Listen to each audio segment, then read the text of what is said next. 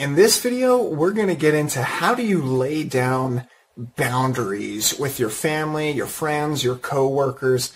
How do you really just lay down boundaries in life? I can remember when I first started drawing boundaries with my family. It was the most overwhelming, anxiety-producing experience. One, because I had some anxiety attachment that I wasn't aware of.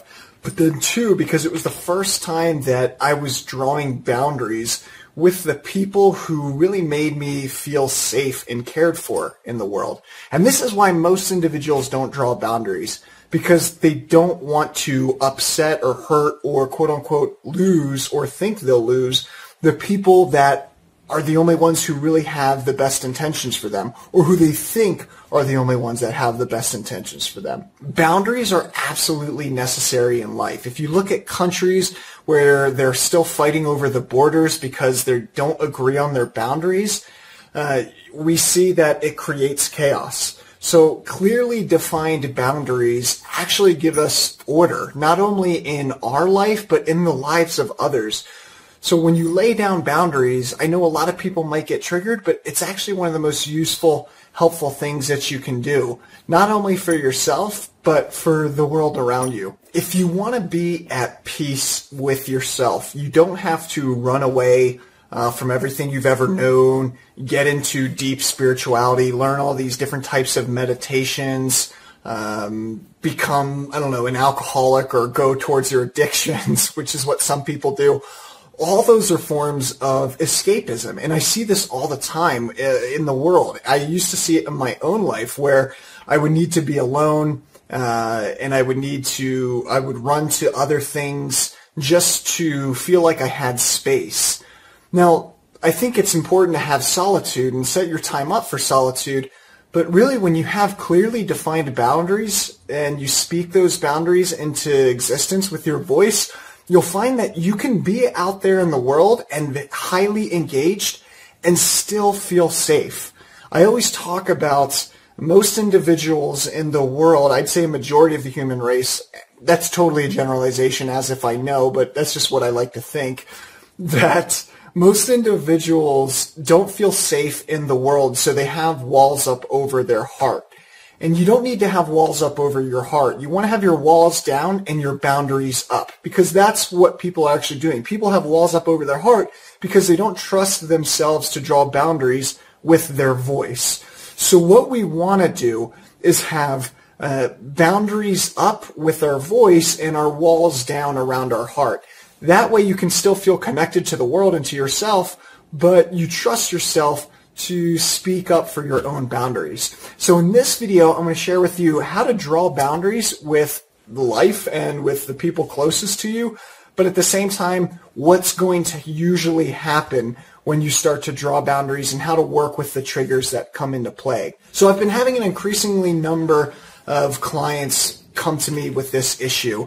It's something that I've noticed a pattern with it. It seems like it comes up at least once every 9 to 12 months, where some of my clients just are going through phases where their boundaries are being infringed upon by family members or friends or even by some of their clients, and they forget to draw boundaries with their voice. They forget that they have that power. And sometimes I even forget that. Like I'll get into a position where I'm just taking on too much, and I forget that I actually have the ability to say, nope, don't want to deal with this right now. I'll deal with it later. Or, hey, can you help me in this way, and reach out for support.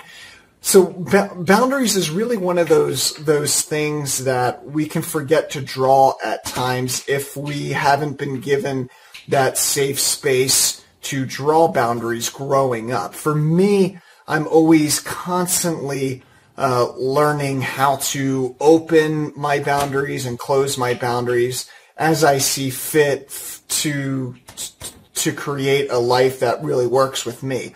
Because we don't always, your standard for boundaries might change. Sometimes I draw clear boundaries when I'm in my off time and I just don't want to talk to anyone. And then other times I'm like, well, I don't know if I feel like I want to talk to people or not, or let people in, or build or expand my business. So having clear boundaries, that might change. Your boundaries, they can shift and change over time based off of what you're trying to do and accomplish in the world. But let's get first deeper into some of the ways that you can draw boundaries and then the consequences of actually drawing boundaries. Number one, communicate your needs clearly. And if you don't know what your needs are, check out my video on my channel, How Do I Know What My Needs Are in Relationship? It's a great video that gives you a clear understanding of your physical needs, your emotional needs, your financial needs, your spiritual needs, and what can be met by other people and then what need to be met by yourself. It's really important for us to draw boundaries. Ultimately, when someone is coming to us for something, whether it's emotional support, whatever it may be, it's because they have a need that isn't being met. Now, there's this belief in the healing, in the awakening, or the transformative coaching communities that says all you need is yourself. And that's not true. I used to think that. I used to be like, oh, well, if we're 100% divine, then we should be able to take care of all of our needs ourselves. But that's not true. We're also 100% human being and interdependent upon each other. And what we want to do is create interdependent relationships, not codependent relationships, interdependent relationships. The truth of the matter is you do need other human beings for some of your needs to be met. You know, the row house that I used to live in an apartment. The row house that I live in was built by other people. The shirt that I'm wearing, my jellyfish tank, was built by other people. I couldn't have done those things myself. I could have learned, but ultimately we are dependent upon other human beings. It's a part of being human. Now, that being said, we do want to learn how to draw boundaries when other people are trying to get their needs met by us. Because we only have so much time, energy, and resources in a day. And if you don't know how to draw boundaries clearly with other people, then what you might find yourself doing is hiding from the world. And I see this all the time. People hide behind addictions. They hide behind spirituality. They hide in nature. And it's because they don't trust themselves to speak up for what it is that they need or want, or what it is that they can and can't do.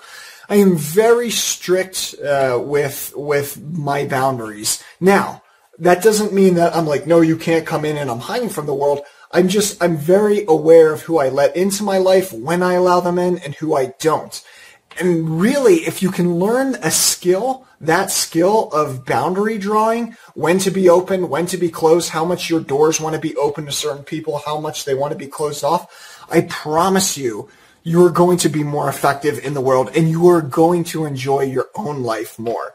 And the reason for that is because all of your emotional space, all of the mental space that you have within your being, your entire inner world of thoughts, emotions, feelings, the awareness or consciousness that you experience all of life through has everything to do with your ability to draw boundaries. Inner peace is very much connected to how your ability to draw boundaries with other people. I promise. A lot of individuals think that, oh, if you just want to be peaceful within yourself, then learn to meditate and learn to do yoga and other transformative practices. And those have a lot of value, and those are really important. I mean, I have my own meditative and yogic practices that I do on a daily basis, but also a part of maintaining your inner peace and being fulfilled and enjoying life and enjoying your relationships has everything to do with how you draw boundaries. I've coached a lot of individuals over the years, and I get all types of issues and challenges thrown at me, and sometimes I see myself in my clients where I'm like, man, I remember that issue, or I'll see, oh my gosh, I'm having that issue right now. I just forgot how to address it or work with it, or I didn't even know that issue or challenge came in. And when I see people come to me with these challenges and issues, a lot of the times, what the underlying thread is they don't know how to draw boundaries, or when to say yes, or when to say no, or when to communicate, hey, I don't know, I just need time and space for this before I can give you a clear answer. So sometimes we don't even know what it is that we need, and other times we don't know how to communicate what it is that we need. So when it comes to drawing boundaries, communicate your needs. Communicate what you're willing to do and what you're not willing to do. The reality of life is we don't always know what we need. And I mean, as you go and grow and get older, I think you get more aware. At least my experience has been that you get more aware of what it is that you want or need. But that's not always the case. Sometimes we can just get caught up in our daily to-dos, got to do this, got to do that, and we can get overwhelmed and we forget what it is that we need, or we forget to draw boundaries. I know for me, whenever I start feeling tired and a little bit exhausted and I keep going and going, it's almost like more things start getting thrown at me and leaking into my energy field. And as soon as I notice that, I realize, I got to slow down and stop and start drawing boundaries again. So really, drawing boundaries is a key component to living a healthy life, living a lifestyle that honors you, but also honors people. Now, that being said, what happens when you start drawing boundaries? When you start drawing boundaries, people won't like it. That's what I found a lot of the times. And that's because they're used to having free access to you. I can remember when I first started drawing boundaries with my own family, they didn't know what to expect. They were like, man, they almost got scared of me. At first, they didn't really like it. They reacted really hard. And then they eventually adapted to the new me that was drawing boundaries and that let them know, hey, you don't have free access to me. And then the same with my clients and the same with the other people in my life. But that was really hard to see how people adjusted to me when I first started drawing boundaries in my life. And one of the things that you'll notice when you start drawing boundaries with individuals is they might not like it. They might react harshly. They might get confused. They might get upset. And that's okay. That's a part of it. All you have to do in that moment is let them know, hey, look, I'm just drawing boundaries. This issue that you're bringing to me, I don't want to deal with it. Or maybe it feels overwhelming. Or, look, I don't know how to handle this. Or I can't take this on for you right now. I got too much other stuff going on. Communicate what it is that you're willing and not willing to do. You have that right. I was talking to one client the other day, and she shared with me that she never even knew her entire life that she had the ability to communicate boundaries. She just didn't. She thought she had to go along with everything. And her life was a train wreck, and she was exhausted. And I totally understood why it was a train wreck and why she was exhausted. And I remember seeing that and just being like, my God, if you came to the realization that you can draw boundaries and say no to people, or you can say yes to people, or you can say you don't know to people, if you knew that you could do those things, your life would have been so much more easier. I know for me, I didn't come to that realization until I was probably about 24 or 25 years old. I just thought I had to say yes to everyone. So it's important to recognize that you have free will. You have free will to bring people in that you want to bring in. You have free will to say no to certain people that you don't want to bring in. You have free will to say, hey, look, I don't know. Can I call a rain check and get back to you? When you start doing this, I promise you people will start getting triggered. Now, here's what you can do when people start getting triggered. If someone gets triggered and they're really important to you, let's say they're a family member or a friend or someone you really care about and you want to preserve the relationship, then the best thing that you can do in that moment is say, hey, look, it looks like you're getting triggered right now. I see that you're kind of caught up in a panic. What's it about? What's going on? And you can hold safe space for that person. Here's the beautiful thing about holding safe space for people, especially when they're triggered, when you're drawing boundaries with them. What will happen is they will stop and they will think to themselves, okay, what's happening here? What's coming up within me? How am I reacting? And then they will learn, and they will learn from that experience. And when they learn from that experience, they'll come back in the way that you want them to. They'll come back and they'll respect your boundaries. Now, that's what happens with people who have the capacity to see the trigger that's coming up with them. And if you're giving them safe space, I promise you, they're going to have that capacity. They're going to have that. They're going to come to that realization, because that's the very nature of you giving safe space to a person. When you give safe space to a person, you give them safe space to allow them to be messy, to see what's coming up within them. And when they're aware of what's coming up within them, well, then they'll change, and they'll change and form around the very realization that they need to have, and they'll have that realization, and then they'll show up in the way that you want them to show up.